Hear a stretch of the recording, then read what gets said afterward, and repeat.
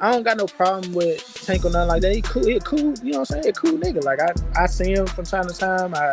We know a lot of the same people. And we be out or whatever the case may be. We've been out before. And how about you and Isaac Cruz? I ain't got to tell him hold the belts. I'll whoop his ass for free. Easy work. No, not for free, but not for the damn belts. All right. Right away, Gervonta Davis and Lamont Roach are having their first face-offs. And if you ever doubted the intensity of the fight, you could change your mind already. It's all right to doubt Lamont Roach's boxing resume and his boxing abilities.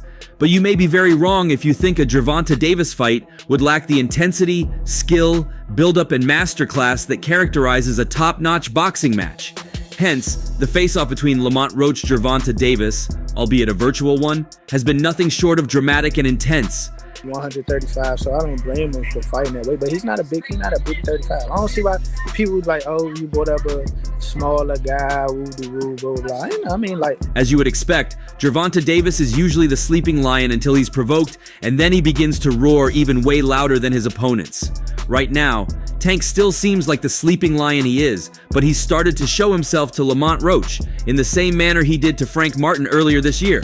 It'll be his 31st career fight, and he's expected to extend his boxing record to 31-0, and most likely extend his knockout wins to 29 knockout victories in 31 fights. We both break bread, we get it, you know what I'm saying? It'll be a big fight. Yeah. So it's I always been love. it always been love for sure. But I always knew that right here would come because he's one of the best, and I know for 100% for a fact that I'm one of the best. You know what I'm saying? So that's just, it just happened. But it's a little different here. Davis and Roach both have a history in the amateurs, which makes it even more intense.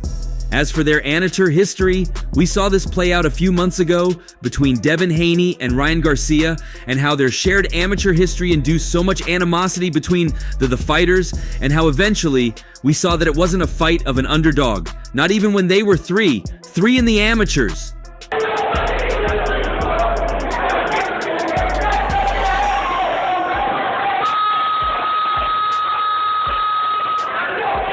Here, Gervonta Davis is on a 2-0 against Lamont Roach, and the 130-pounder has recently claimed there was a robbery against him when they first fought.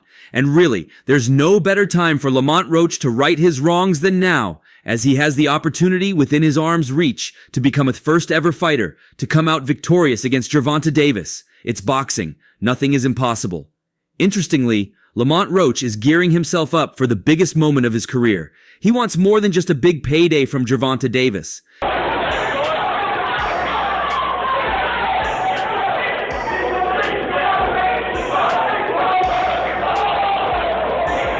He wants Gervonta Davis's belt. He wants revenge, and his training camp experience is bringing him closer to that every day. However, when it comes to this face-off, Gervonta Davis comes with a better list of defeated opponents. Even if many expect such a list to feature many more high-profile fighters, Gervonta Davis has racked up wins against Isaac Cruz, Ryan Garcia, and Hector Garcia. There have been other respectable matches taken on and taken out by Davis in the past few years, some of which look even better in hindsight, such as Tank's 11th round technical knockout of Mario Barrios in June 2021 and a unanimous decision over Isaac Pitbull Cruz in December 2021. Yeah, Tank's my guy too, man. I appreciate him shouting me out after the win. And you know what's crazy? After he beat Hector, Barrios, a junior welterweight at the time, has since moved up to 147, defeated Yordenis Ugas, and been bestowed a world title. Cruz went up to 140 and dethroned Rolando Romero, another past Davis victim, for the WBA belt. Cruz recently lost that title to Jose Rayo Valenzuela. Yet boxing fans have wanted to see Davis go beyond the second tier and test his talent against the other top names at 135. There have been many reasons those fights haven't happened over the years. How do you still see Lomachenko, man? Do you feel, though, that he's a step off, or do you still feel, though, that he still got everything he needs? I always thought he was overrated. This time, they just weren't available.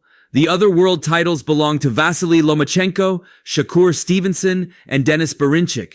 Negotiations between Davis and Lomachenko came to an end when Lomachenko's team said he didn't want to get back in the ring for the remainder of the year, that he didn't feel motivated to fight and preferred to spend time with his family.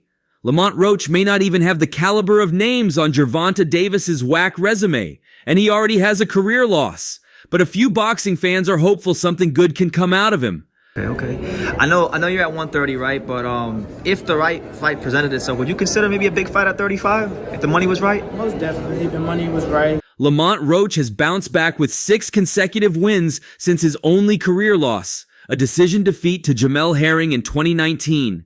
His most notable victory came last November when he edged out Hector Garcia by split decision to claim a world title. Interestingly, Garcia was previously stopped by Gervonta Davis in the 9th round in January 2023 at lightweight, about 10 months before losing to Roach. At 30. Oh, okay, yeah. I have to go with Tank. What does he need to do to make this competitive? Don't trade with him. You got to box. Box, smooth, time, but it's different. While Roach has shown noticeable improvement, it's difficult to imagine him posing a significant threat to Davis. However, the fight is feasible and could take place either in Davis's hometown of Baltimore or more likely in Washington, D.C., where Davis headlined for his fight against Hector Garcia. Despite Roach being from D.C., the bout is expected to be a box office success. The main concerns with this matchup stem from Lamont Roach's lack of recognition, his smaller size, and his unproven knockout power. If there's a championship on the line, because those belts are freeing up. Yeah, they are. Definitely, for sure. I'm not a super small 130 pounder. Yeah. Moving up in weight is already a tough challenge for any fighter, but Roach faces an even greater hurdle against one of the hardest punchers in the lightweight division. Roach was a decorated amateur, winning gold medals at the National Golden Gloves and USA Boxing Youth National Championships in 2013. He made his professional debut the following year, shortly after signing with Golden Boy Promotions while studying at the University of Maryland. He went undefeated in his first 20 fights, collecting 3 minor belts before he unsuccessfully challenged Jamel Herring for his WBO super featherweight title in 2019.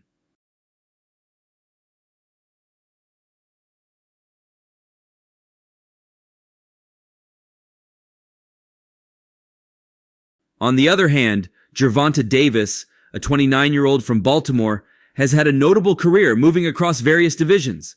Davis began as a featherweight in 2013, but it was in 2017 that he established himself in the junior lightweight division after knocking out Jose Pedraza for a world title. Since then, he has fought in several weight classes, including lightweight and junior welterweight, before returning to 135 pounds. He was, technically bigger than Tank too, but Tank is comfortable at. Both fighters have a slight height difference. Roach stands at 170 meters, while Davis is 165 meters tall, reinforcing the idea that the physical difference will not be a decisive factor in the fight. Lamont Roach emphasized that his opponent feels comfortable at 135 pounds, but doesn't consider him a big lightweight. Gervonta Davis released a fight poster for his title defense fight against Lamont Roach Jr. This fight is scheduled for December 14th at the Toyota Center in Houston, Texas, which comes with a PPV. But in this case, after announcing the fight, Davis deleted the notice, and fans and pundits pondered over the relevance of the fight. Let's dive into the story to understand the full picture. People was like, oh, you brought up a smaller guy, woo-de-woo, blah, blah, blah. To me personally, I'm not stunned that. You know what I'm saying? They're going to keep saying that. They're going to keep saying that.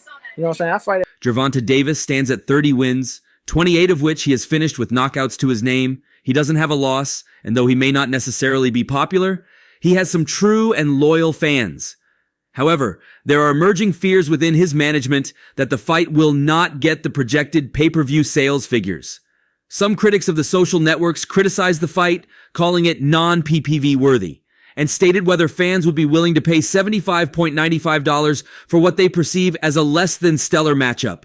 At 130 because that's what I campaigned at. That's why I started my career. That's where I campaigned. That's why I worked my way up to a world title. And that's what I was. This sentiment could lead to disappointing buy rates for the event, especially if the fight doesn't create the sort of hype that usually accompanies a Davis title defense. That set up quite a spark when some pointed out that Gervonta Davis has sparred with Lamont Roach in the past and even fought him in the amateurs. And while many thought the choice was interesting, many were left wondering why. Davis's trainer, Calvin Ford, thought it was done because he knows Roach well. It was more of community support. However, such reasons will not be appealing to fans who want Davis to pit against much harder competitors. Davis is already on the threshold of turning 30. With his birthday on November 7th, questions about his career arise. My plan was always to move up to 35 and win another title. So it just happened a little, a little earlier than normal. Yeah, but in his professional career that spans 11 years, Davis has not experienced competing with someone of his level. He has had many chances to face other top-ranked lightweights in the division, but for some reason, he has always opted for fights against less famous opponents. This latest decision to fight Lamont Roach Jr. is looked at by many as another bad choice of opponents that he is choosing not to face. Gervonta Davis's indifference to fans is clear in his fight selections, often ignoring their preferences. It seems that he intends to defend whoever he desires the most, whether the people support it or not. I mean, you fought at 35 before. Technically, them wasn't just 35 fights. When a boxer starting their career, they don't necessarily. Although he agrees that he would wish fan support on this, he does not seem to mind if they do not buy into this matchup. In the days leading to the fight, there has been a split among boxing experts regarding the significance of Gervonta Davis's fight against Roach. With questions being asked about the entertainment value of the fight and the type of fighter that Davis will be matching himself against, the question that remains is whether Davis can bring back anticipation and the cash of his critics. Instead, fans can only dream of a future fight that would reveal Gervonta Davis at the level of his opponents and abilities.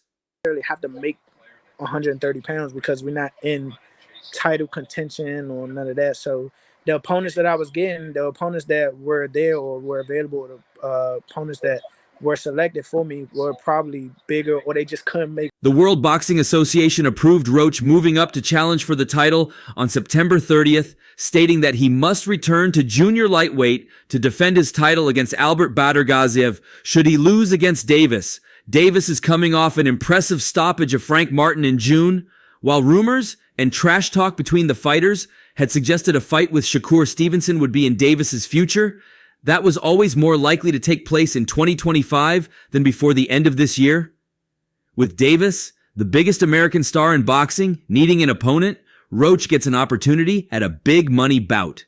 Roach won his title in November 2023 with an upset of Hector Luis Garcia. Weight, like the fight that you probably talking about that occurred at like 40, I was supposed to fight at 32. He was 8 pounds overweight.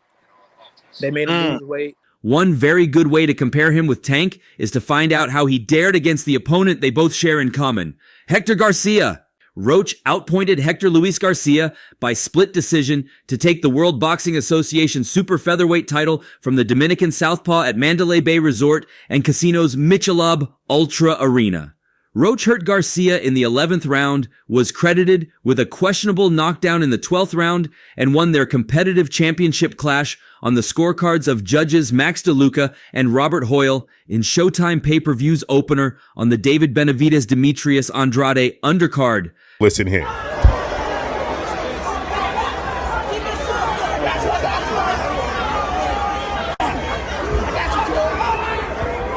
Judge Tim Cheatham scored their fight for Garcia, 114-113.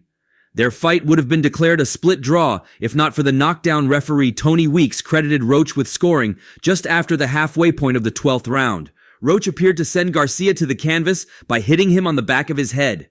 Roach, who was the mandatory challenger for Rivera's title, recorded the biggest victory of his career after losing his first title fight 4 years ago. The 28-year-old Upper Marlboro, Maryland resident was beaten by Jamel Herring, then the World Boxing Organization junior lightweight champion, in a 12-rounder that was held in November 2019 at Chuchansi Park in Fresno, California.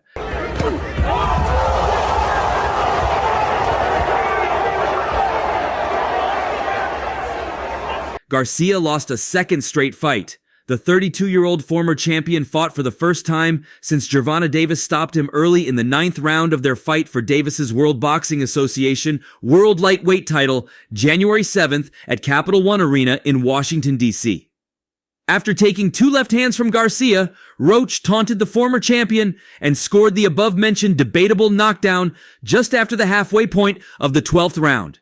Garcia indicated to referee Tony Weeks that he had been hit behind his head once he quickly reached his feet.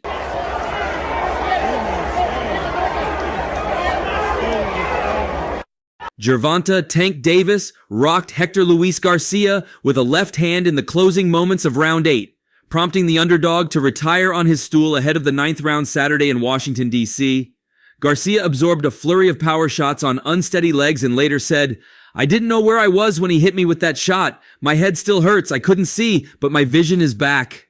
With the TKO, Davis keeps intact a planned April 15th super fight against Ryan Garcia in Las Vegas, though that matchup isn't yet official. Is Devin Haney, Gervonta. This crowd landing some very good power punches. But at the same time, Davis was ahead 79, 73, 79, 73, and 78, 74 at the time of the stoppage. "I was trying to beat him mentally," said Davis, 28. "I was trying to trick him with my hands and my eyes and things like that because he's a tough fighter. I had to bait him. God willing, I'm ready for the fight with Ryan Garcia. It's scheduled for April. He's been training. He's been talking." Davis, who is typically a slow starter, didn't land many clean punches during the first 3 rounds as Garcia dictated the pace with his southpaw jab. Davis finally found his rhythm in round 4. That's the punch Avalar knocked him down, Garcia down.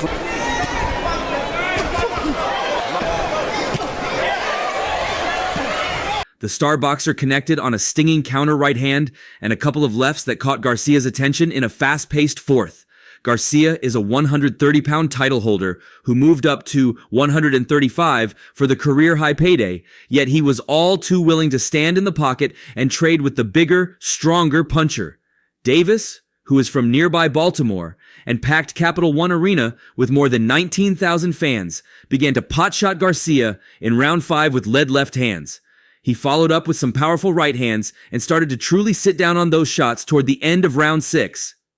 A little bit and he lands that shot. One. There's that left hand from Garcia. Obviously was putting. Tank was in control in round 8 when the fight was paused by the referee due to a dispute in the crowd at ringside.